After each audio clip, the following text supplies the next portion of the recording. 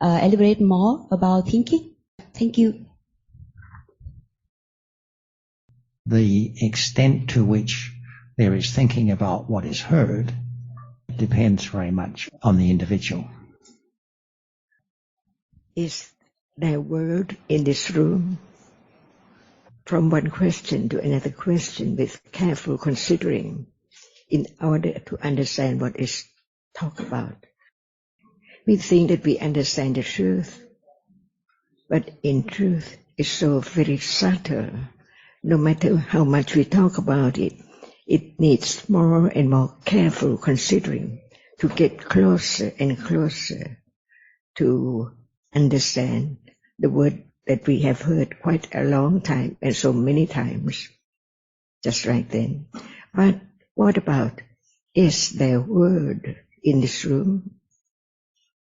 Sound or word? And we talk about thinking a lot. There is thinking, but is there word? Everyone understands what is meant by word, but is there word in this room? This is a way to develop the understanding, to understand the truth, which is so very subtle, even thinking. See, is there thinking now or a word now? Is this life?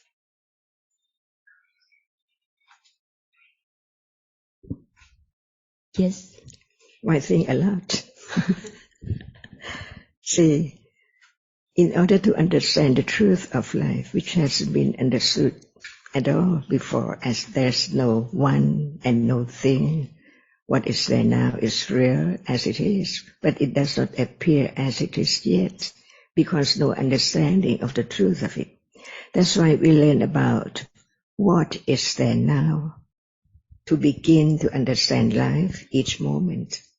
So, again, is there word?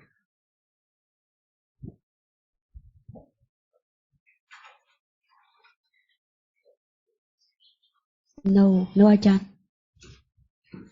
What is there now? Thinking and seeing. Only, okay, seeing. Seeing is gone. What is there after seeing? Thinking. Thinking about what? Thinking of, after seeing, thinking of what? Visible object. Okay, yeah. Now, so after seeing there is thinking of that which is seen. Is it there right now? It's not known. But any moment without seeing, hearing, smelling, tasting, touching, it is thinking. But we usually think in word, but there is thinking before thinking of word. Is that right? After seeing, there must be thinking of that which is seen. Otherwise it cannot be known what is seen at all, or what is that we think about as a rose. If there's no seeing at all, there cannot be the idea of rose. But before the idea of rose, thinking, just think instantly after seeing of that which is seen, to remember from the accumulation, thought about it after seeing as something all the time, as a rose or people around here, before word, right? So at this moment, after seeing, there's thinking, no word who's who, but there's thinking of that which is seen. That's right in life, no matter what are there from moment to moment, what can be experienced must be through one of the six doorways. But it's so very quickly rising and falling away. That's why the thinking of that which is seen, does it appear? That's why it's quite subtle to develop the understanding of the truth. There must be thinking of that which is seen without any word. And in order to understand thinking, as not anyone. We have to understand, seeing deeper and deeper. Even at moment of not thinking about word or story, thinking arises as the process of seeing. And there must be the bhavanga, the moment which is not moment of seeing, hearing, smelling, tasting, touching, or thinking yet. In between. See, this is the way Dhamma can be learned to develop the understanding of actually what is there in life in a moment, known or unknown. Like thinking about story, it's known, or concept, the roads or the table and so on. But it's not seeing, see. In order to understand the reality which arises to experience an object, no matter what object, this has to be firmly confident of the truth. The reality which is there from birth arises and experience an object from then on, moment to moment, not the same one, different ones, by condition. So life is not permanent at all. And when we use the word life, that must be the understanding what life is. Is seeing life not permanent? Hearing not permanent? Each moment is not permanent. And that has to be firmly confident of the truth of what arises and falls away. Can it be anyone or anything?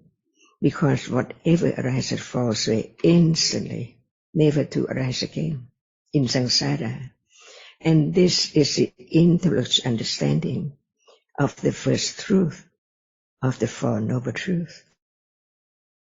Right? To let go, clinging to that as something all the time. As soon as it's seen, it's the idea of something, rows or table or people or chairs and so on. Instantly, because of ignorance, that it's not there anymore. As soon as it has risen, it falls away instantly, never to arise.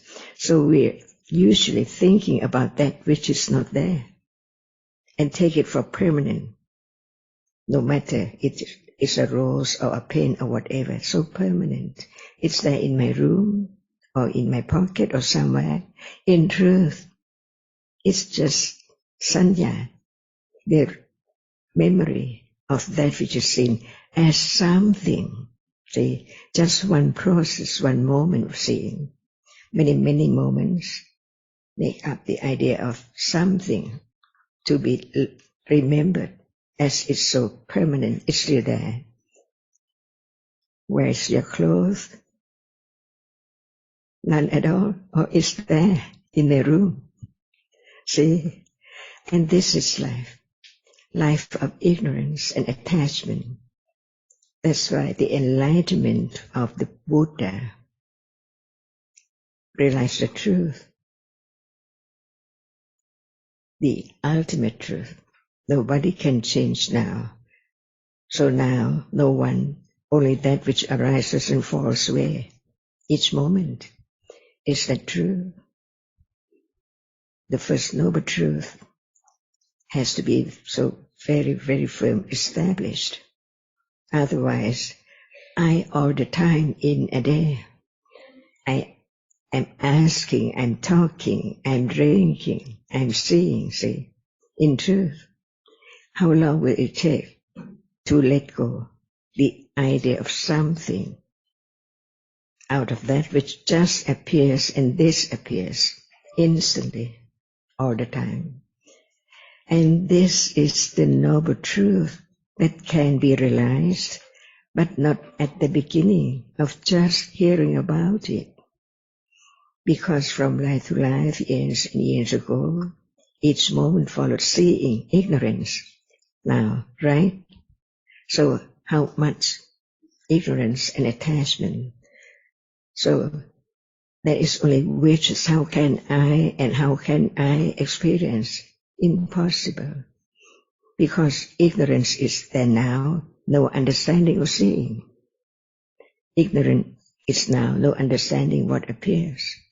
That's why learn to understand that it's just moments of begin to understand the truth of life. Little by little, no one, so no wish to have such and such understanding. And even wishing, expecting is real. So we learn to understand the truth of what is there. That's why there are two kinds of the realities. One can experience the object, the other one cannot experience the object. Where are they? Here, so close. Do we have to look for it? Do we have to go somewhere to understand anything? It has to be right now. Ignorance covers up the truth of what is there right here, anywhere, anytime. So in order to have right understanding, it needs the words of truth to be considered very carefully again and again and again, to develop that firm understanding. Even intellectually, there's no one. Imagine. Even thinking is so hard to think in truth that actually there's no one. At moment of seeing, only that which is seen, no matter what we take for table or rose or bottle, it can be seen, and there is only one reality among all realities or Dhamma that can be seen, no matter when and where, right now. Only one reality.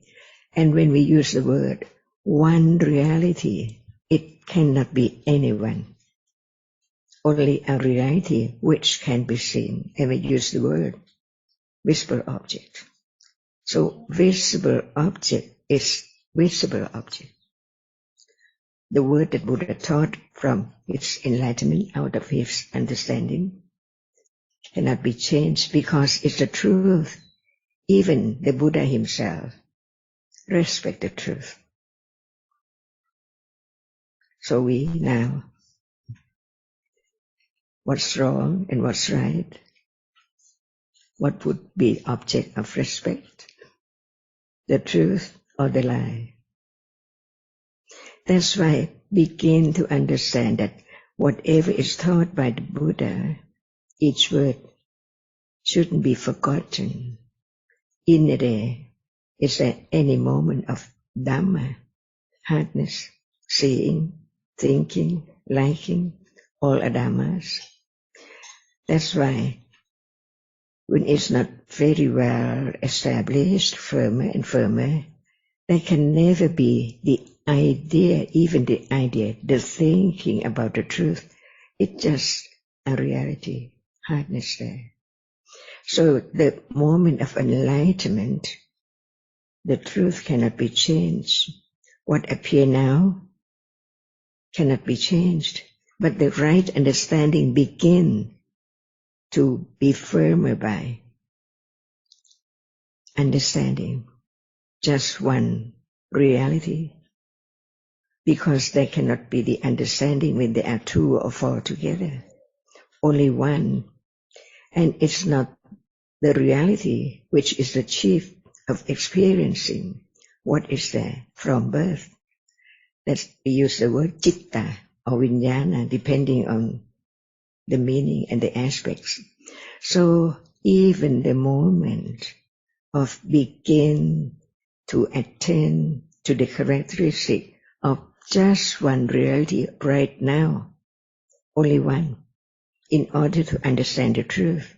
It's not that reality which just arises and experience the object.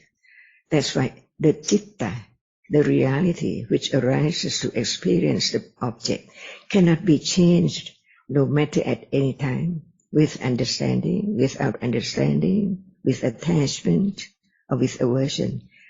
It's just that which arises and experiences only that which appears as the object. It cannot understand. So there must be other reality. And we learn to understand little by little of different realities performing different functions. That's why now Citta just experiences the object. It cannot understand the truth. It means that understanding is a reality, which is not that which is achieved. It's not Citta, but it arises with Citta. Whatever experiences the object arises together with Citta at moment of rising and falling away and experience the object.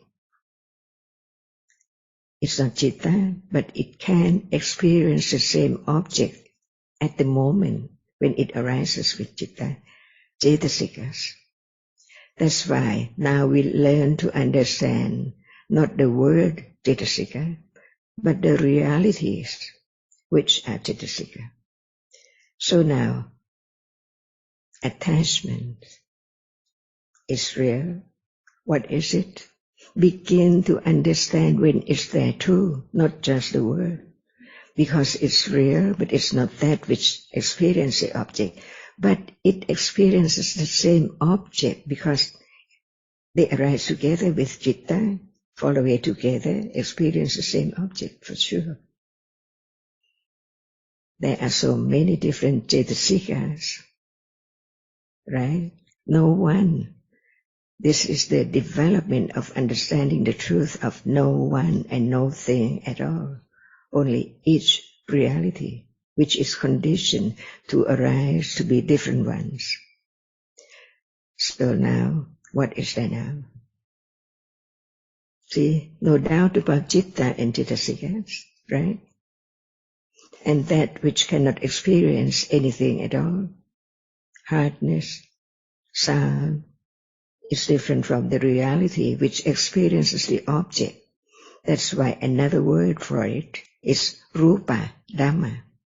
All Dhammas are anatta, and all Dhammas are Nama Dhamma, the reality which experiences the object right now, and the reality which does not experience any object right now, Nama and Rupa.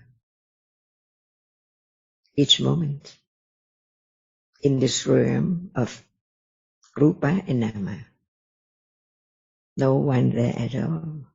At moment of asking, thinking, learn to understand little by little. Otherwise, it's just the idea about I understand now or no understanding now. That's why whatever appears in life, it is a reality and it can be known. Who does not know at moment when one gets angry? Everyone knows, but it's I. No understanding of what Buddha had enlightened the truth, Arisatya, the first noble truth.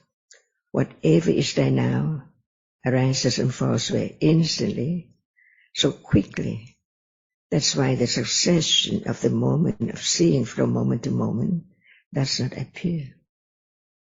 From eons and eons ago, because there's no understanding of the truth. Ignorance is there. Instantly, after seeing has fallen away, that process. And before ignorance or attachment, the other Citta is in between, unknown. But what Buddha taught out of his enlightenment can be learned, can be understood, can develop not by anyone, but by careful considering any moment of hearing about. Now, no one. Until then, stage by stage. But there has to be clear understanding, otherwise attachment lurking there with ignorance all the time. So very subtle. So Dhammas are so very subtle, the Four Noble Truths are so very subtle, because it is now. So learn about the truth little by little. Have confidence of Dhamma and understand the deep nature, the subtle nature of all Dhammas. like thinking, see. We ask about thinking, but it's there as the seeing. And ignorance is there as the seeing. And attachment is there as the seeing. That's why ignorance and attachment and all kinds of akusala are accumulated on and on and on and on. Who knows what process is the first process after birth?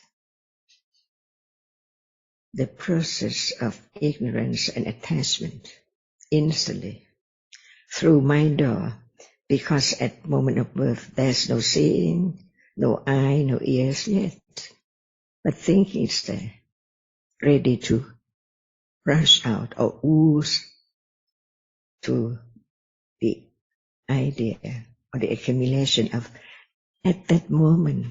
Even the object is not seeing or hearing, but a reality is there, experiencing the object. So claim to being, even not known yet, what is there, as I or people or someone or an ant or an elephant. The first process of all kinds of birth, no matter in what plane, is the mind door process, ready to attach instantly of being when it's processed. Like at moment of just wake up in the morning, see, it depends, who knows, the first moment. All depends on conditions. And this is the way, little by little, to let go the idea of self, even at moment of hearing. But that's not enough at all, because we just begin to understand what is there now, but they do not appear as they are. Just something all the time, until right understanding begins to understand each moment, closer and closer, little by little. So now, is there any attention to seeing? Because seeing is there right now, or still ignorance and attachment is there, unknown. And this is the understanding, little by little, to understand the virtues of the Buddha. Who's the Buddha? Without any understanding of the truth at all, can anyone understand who's the Buddha? Just the word.